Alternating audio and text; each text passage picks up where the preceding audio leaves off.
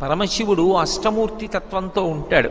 అందుకే పరమశివుడికి పూజ చేస్తే 8 నామాలతో పూజ చేస్తే చాలు, సంపూర్ణమైనటువంటి పూజ పూర్తి చేసినట్టే.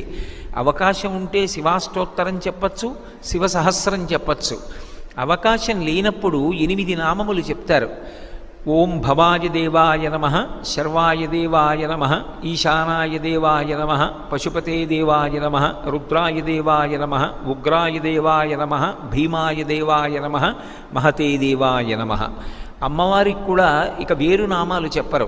భవస్య దేవస్య పత్నీ నమః, శర్వస్య దేవస్య పత్నీ నమః, ఈశానస్య దేవస్య పత్నీ నమః, పశుపతే దేవస్య పత్నీ నమః అని ఈ 8 నామాలకి మళ్ళీ పత్నీ నమః అని కలుపుతారు. ఈ 8 నామాలతోటి తెల్లటి బియ్యాన్ని నీటితో తడిపి ఒక్కొక్క గింజ వేస్తే చాలు, శివార్చన పరిపూర్తి అయిపోయినట్టు.